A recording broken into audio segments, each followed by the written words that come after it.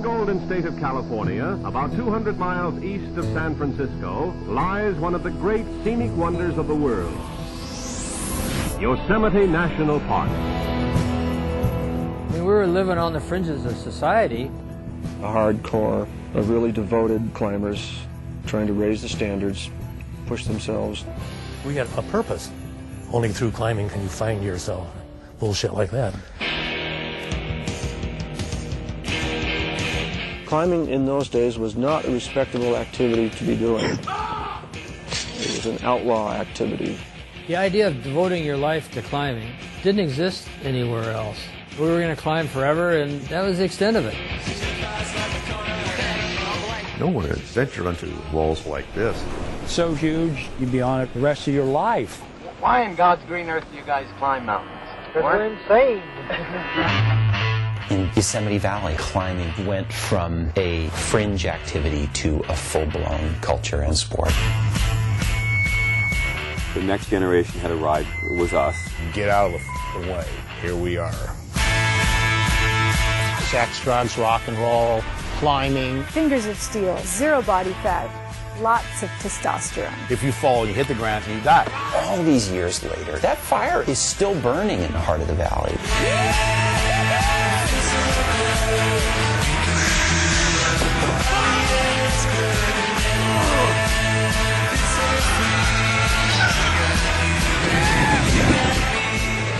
Pushing the limits and pissing off the status quo. The Rangers just hated the climbers. And so we became the outlaws. No way will they stop the dirt bags. No, thank you. They're doing what they got to do to keep climbing, keep storming the castle. It's a fine line between boldness and stupidity. Life's pretty good here in Yosemite Valley, baby! Woo, yeah!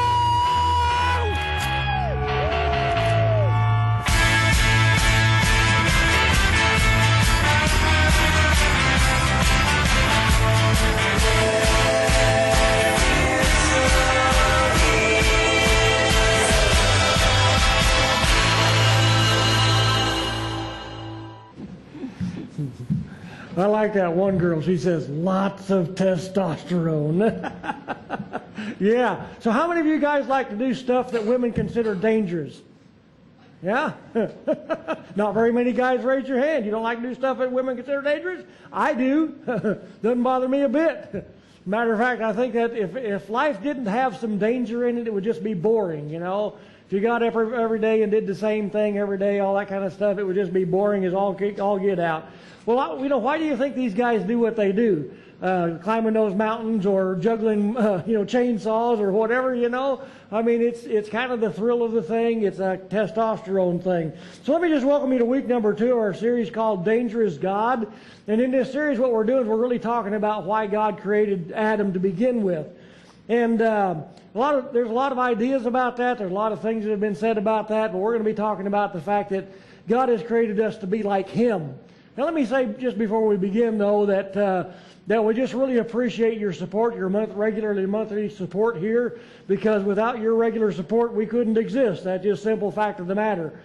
As a matter of fact, we're struggling just a little bit right now. The whole economy is kind of having a tough time, and I assume that's probably part of what's going on here as well. So, if you have a little extra you'd like to give, or maybe just pray about it, see what God would have you do, a regular monthly gift of any size would be just great. We just really appreciate that. So today what we're going to be talking about is the battle for the heart. The battle for the heart. The fact is, just like the women in our lives, I think a lot of times we ask the wrong questions about who men are and what men are supposed to be. As a matter of fact, that's really what we do. We ask questions like, well, what's a man supposed to be, or what's a man supposed to do, or my favorite is, what's a man supposed to act like? Because, not every man acts the same. We're all different, all those different kind of things. And what that tells me is that we're just simply asking the wrong questions about trying to figure out who we are in this world today. So I think the question we really need to be asking, and that's what we're really doing in this series, is what is a man? What is a man? Not what is a man made for, what is a man supposed to do, or any of those kind of things. But why did God create Adam to begin with? And actually, I think the more appropriate question, the question we really should be asking, is who is God?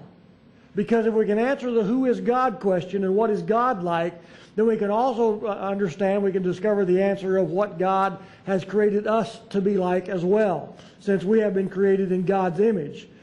So why did God create Adam to begin with? Well, for the same reason that we found out in our last series, that God created man, God created Adam to reveal a side of himself that might otherwise not be quite as obvious, at least to the female side of this race, of the human race.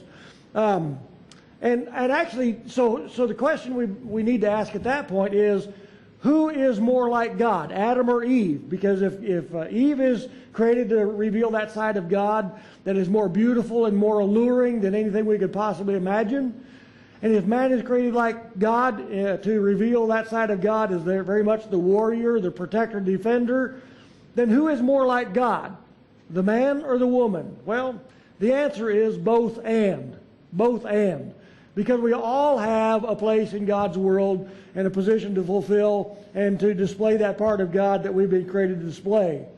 So on the man's behalf, God reveals that part of himself that is very much the protector, defender, the warrior, the fearless warrior.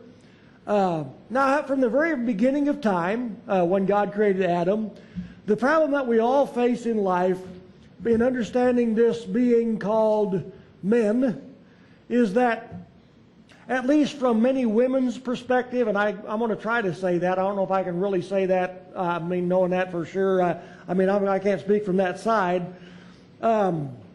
Is that men seem to be so opposite of women that women often have a hard time understanding why men act the way they do or do the things they do. That goes for both sides, doesn't it? We don't understand the women's side. We don't understand why they think the way they do and why they do the stuff they do. Well, they have the same difficulty with us, even though that may not be quite as obvious in some ways. And yet, I think we see it every day. We see that women are really trying to understand why in the world us guys do the kind of stuff that we do, you know? What's interesting is that this wild side of men, this side of men that women don't seem to be able to understand quite so easily, is that most women are literally attracted to that side of the man, right? They like that wildness. They like that, you know, that part of man that has that little bit of a danger factor and all those different kind of things. That wild, undomesticated, maybe even the fierce side of men is often what they love the most about their men, at least in the beginning. Because very often, and I'm not going to say this is always the case, but very often, as you probably already know, once she's caught her man, once we've been caught, then she settles down to the task of domesticating him, you know, making him act not so much like a man. I think you know what I'm talking about. I don't think I'm talking out of turn here. But what you need to know about this particular aspect of our relationship is that, you know, if we give in to the domestication process, you know, if we give in fully to this domestication process, there's a couple things that are going to happen. First of all, we're going to learn to resent her because she wants us to be something we're not. And then a lot of times we'll both wonder, or maybe she'll wonder, we'll both wonder where the passion has gone in our relationship. How can a man know he is a man when his greatest priority in life is minding his manners, right? How can we lower men if our greatest priority in life is minding our manners? That's all we're designed to do. I mean, don't get me wrong. I'm not saying, and don't ever say that I said, I am not saying that she just needs to get used to us guys, you know. She just needs to get used to the farting and the belching and the picking your nose. I didn't say that, you know. Certainly there is that side of guys that women find to be a little bit crude and rude and socially unacceptable. I agree. You know, I agree. There is that side of guys that is that way. And when you get a bunch of guys together, that's kind of what begins to happen. But, so let me ask you guys, when you were a boy, when you were young, when you were a little boy, how many of you ever dreamed of one day when the one day in your life when you'd finally grow up and you'd keep your fingernails trim and clean and you'd never get dirty again? Anybody ever want to do that? I didn't either. I mean, I don't think we ever grow out of wanting to get dirty and wanting to get our hands dirty and do stuff, right? Sometimes we walk around with dirty fingernails. That's true. But I don't think any of us dream of a day when we'll grow up and, finally just be a, wonderful, maybe a, clean and neat and always nice and never say anything bad and all those different kind of things. So which would you rather? Which would you prefer to hear about you, for somebody to say about you? And I'm going to use this name just because. Would you like for somebody to say, okay, Rizzo, do you know Rizzo? You say, well, sure, I know him. He's a really nice guy. Is that what you want somebody to say about you? As men? Probably not. Or would you rather them say, yeah, I know Rizzo. He's a really dangerous man in a really good way. Right? I would much prefer to be told that than, oh, yeah, he's a really nice guy. No, he's a really dangerous man in a really good way. That's what we want to hear. That's what we want to be. Men want to be dangerous, but we need to be that in a really good way. We know there's a lot of dangerous men. There's a lot of dangerous people in our world today, right? There's lots of them out there. We know that they're out there. We know that that's all they are. But there's a problem there. On the other hand, ladies, let me ask you this question. Which kind of a guy would you rather have as your man? A really nice guy? Or would you rather have a man who is dangerous in a really good way? Yeah. Because I think you want to be protected. You want to be defended. You want to know that if the time ever comes when there really is a problem, that the man that is on your side will do what a man is designed to do, right? That's what we want. So, we've got to think about those things. Even in respect to yourself, women, ladies, which would you rather be said about you then, if we're asking those kind of questions? Would you rather somebody say that you are a really tireless worker or that you are a captivating woman? I think you'd probably be rather known as a captivating woman than just simply a tireless worker.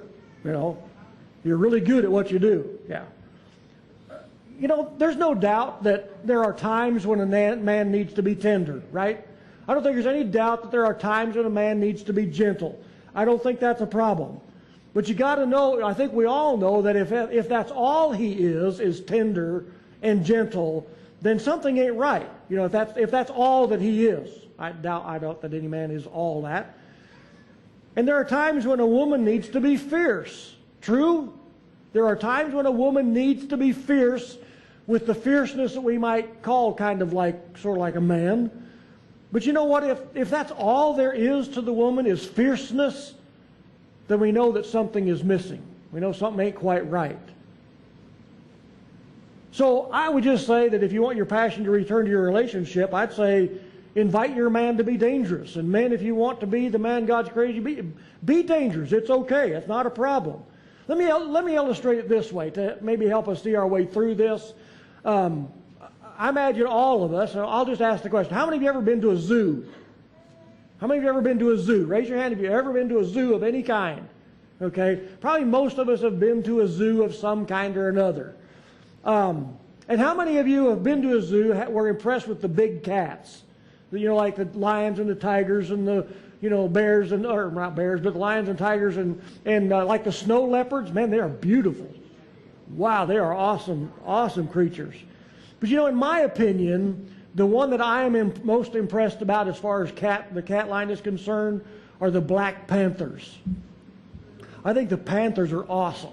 I just love the black panthers. I mean, you look into those, those yellow eyes and yellow-green eyes. Look at the muscle on that guy, I mean, he just is nothing but sleek power, right? And he is dangerous. But you want to pet him. I'd like to hug him.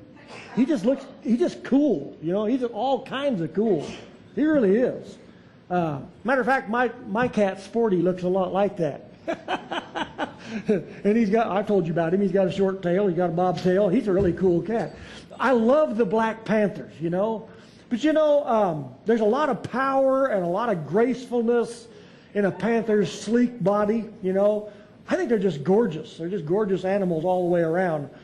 But you know, when you look into those eyes, it makes you kind of feel sort of small and weak, doesn't it?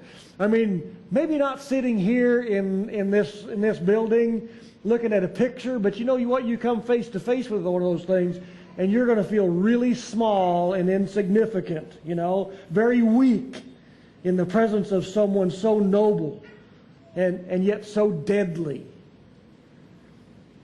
However, if we are to take this same Black Panther as he's standing here with his green eyes and that sleek, I mean, looks like just a beautiful, very muscular body. If we were to take that same cat, that same animal, and were to put him in a cage in a zoo, that just doesn't seem quite right, does it? I mean, I understand the concept. I understand, you know, we all like to be able to see the animal up close and without the danger that goes along with it. But you know what? When you look in there and you see a cat that's just laying there, and he doesn't have all the muscle that the previous cat did, does he? He's not that way. He lays around a cage a lot. As a matter of fact, when you go to the zoo, you find out that the big cats and a lot of the other stuff too, they just kind of lay there. They don't even look at you anymore. They don't even care if you're there or not. They don't really feel like a wild animal anymore because they've been put in a cage.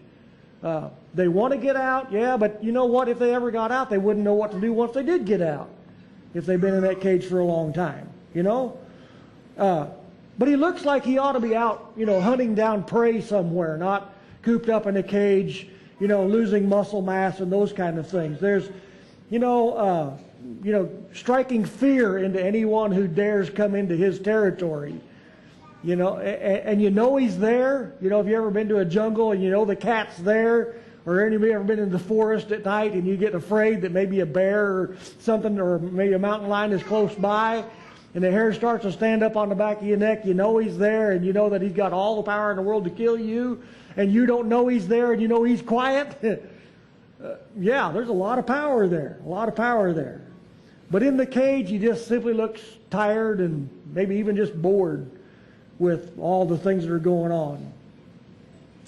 And I'm not sure he even knows he's a panther anymore. Right?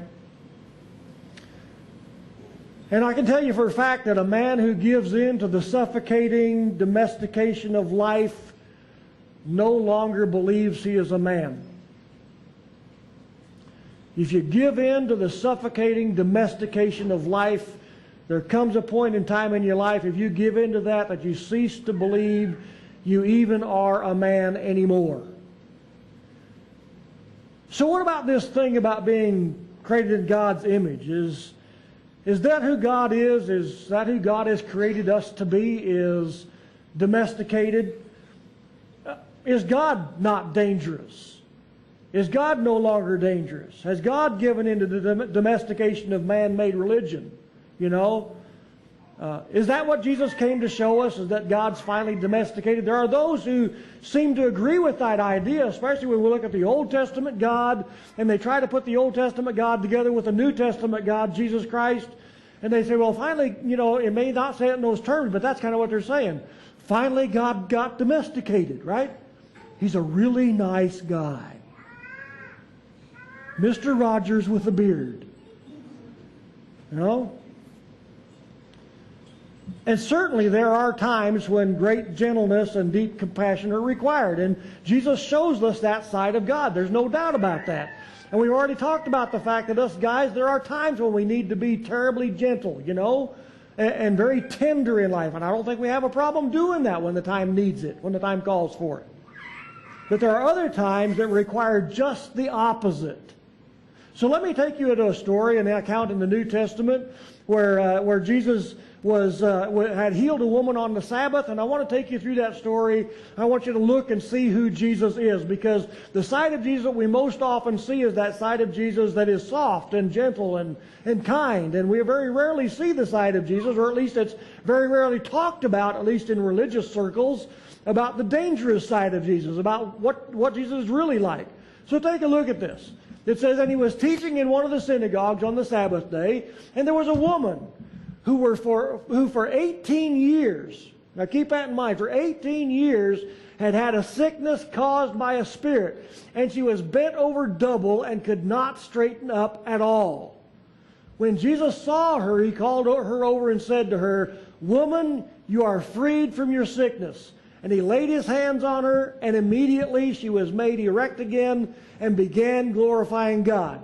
Now, here's what I want to bring you to. Check out the next verse. But the synagogue official, indignant because Jesus had healed on the Sabbath, began saying to the crowd in response. Okay, so he's not talking to Jesus. The synagogue official is talking to the crowd, and he's saying, "Listen, guys, ignore this, okay? Ignore this. Ignore this man called Jesus. Because there are 6 days in the week, and that's when you should be doing that kind of stuff. Not on Sunday. Sunday's not that day for doing that kind of stuff." So he said, "Come during those days, one of those days, and get healed, and don't do it on the Sabbath day." All right? Yeah. Well, yeah. Thanks a lot. Thanks a lot. That makes a whole lot of sense, doesn't it? So, what's happening here? I mean, I just can't believe this guy, the synagogue official. I mean, talk about a weasel, right? A woman has been sick, bent over, couldn't even stand up for 18 years, and he's pissed off because she got healed. Well, no, not because she got healed, but because it was the Sabbath. He's more interested in keeping the Sabbath day holy than he is about the hurt and the pain that has been and the difficulty has been within this woman's life for the past 18 years. You know? So what did Jesus do? What did Jesus do? Well, here's what he did. Check this out. Well, let me say you this. This is what Jesus did. I'll just tell you. He bowed his head, and he apologized to everybody, and he slinked out the door, promising never to do it again on the Sabbath. Right?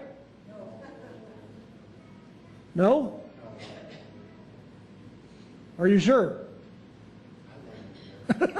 You wouldn't have done that, huh? Yeah. No, of course he didn't do that. No, hell no. Jesus was absolutely furious. He was absolutely furious with the crowd. And he goes into this sort of tirade, I guess I'll call it. And he starts calling this synagogue official, these synagogue officials, what they really are, you know. And he doesn't show any signs of backing down whatsoever. He's not going to back down. Now, he's outnumbered in a lot of ways, I suppose. You got synagogue officials who have lots of power and lots of authority in the synagogue. They can kind of do what they want to, right? Jesus is in here on the Sabbath day, and he heals a woman, and they're putting him down. They're telling the crowd, "Don't ever do this. You know, this guy's a bad guy. Don't do it on Sunday. There's 6 days. I mean, what do you want, right? You could do this during any one of those 6 days. Leave the Sabbath day holy." All right. No. So look at what Jesus does in verse 15. "But the Lord answered him and said, 'You hypocrites.'" Ooh. Wow. Pretty strong words, huh? Uh-huh. Pretty strong to call somebody a hypocrite. I don't think he's saying, "Oh, you hypocrites." No, I think he's saying, "You hypocrites! What is your problem?" You know? Good grief. And he says, "Doesn't each of you on the Sabbath untie his ox or his donkey from the stall and lead him away to water?" Right? Well, in those days, that's what they did. They had to.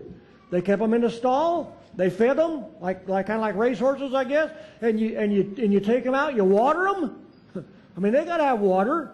And on the Sabbath day, they didn't have any problem doing that. That's what Jesus is telling them.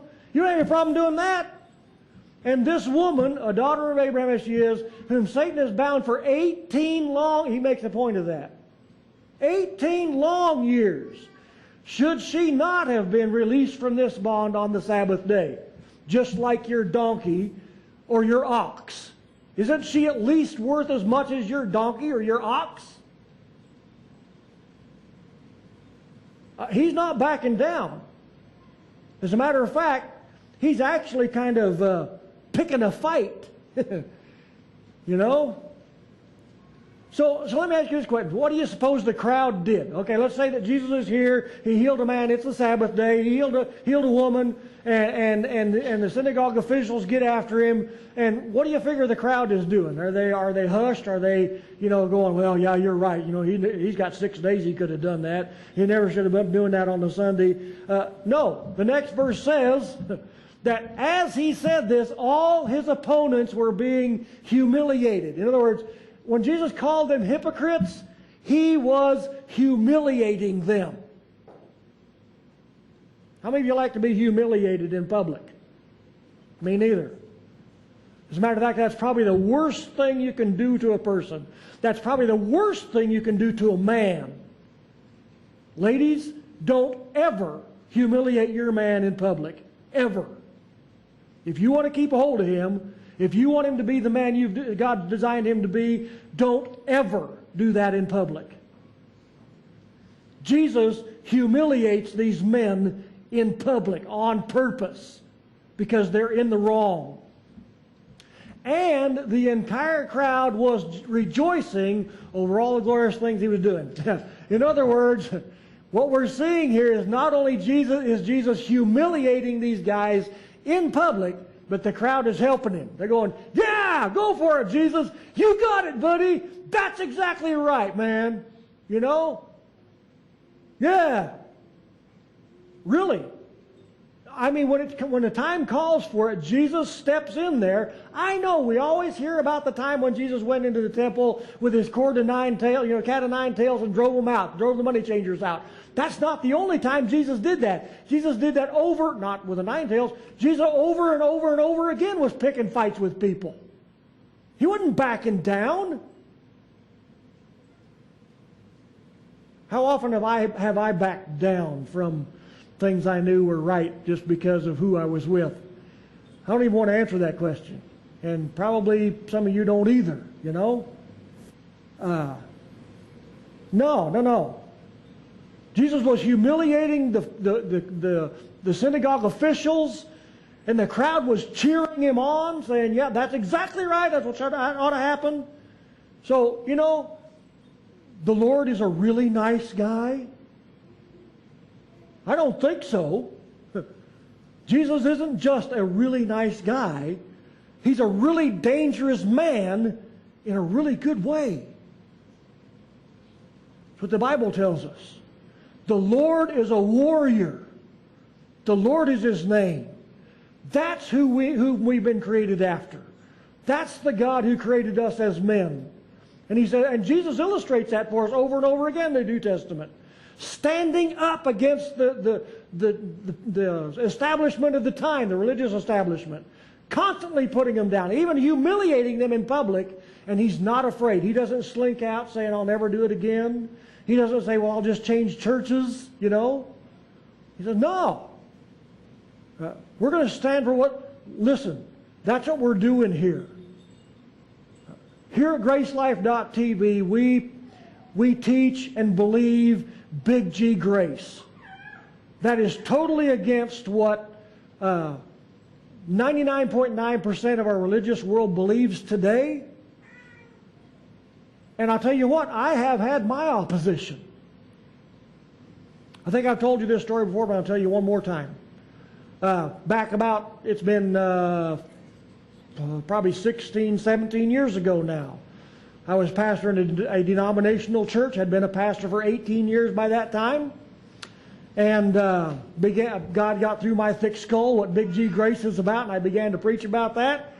Well, to make a long story short, I was sort of forced in a way to leave that church and as well the denomination as well. At that point in time, or before that point in time, I had been a bivocational pastor up at that time, and I was the New Mexico State bivocational director, okay, if you will. About 150 pastors were under my authority, if you want to say it that way. I would put together a yearly conference every year with speakers and all that kind of stuff, a whole weekend conference up at Glorieta, all that stuff that goes with it, a newsletter every month, all that kind of stuff. But you know what? The day that I began to preach Big G Grace and left that denomination, not one of those guys ever talked to me again. 150 pastors I consider to be close friends of mine, not a single one of them would talk to me again. I know what it's like. I know what it's like. And I'm okay with it because I'm standing on what the Bible says about what sin is about, you know, about the fact that Jesus has already taken care of the sin issue. It's not about sin. It's a life and death issue. It's about whether you have His life within you or not. It's not about whether you sin or don't sin. Because Jesus has already taken care of that. But you know what? You believe that, you teach that, you'll find opposition. That's exactly what Jesus was facing in His day. And He stood up and He said, I'm not putting up with it, guys. This is the capital T truth, and that's the way it is. You know what? Just like God closed the mouths of the lions for Daniel, He does the same for us. He does the same for us. So I'm going to tell you guys, be the man God has created you to be. The Lord is a warrior. The Lord is His name. He's a very dangerous man in a really good way. Lord bless you all. Amen. Good God.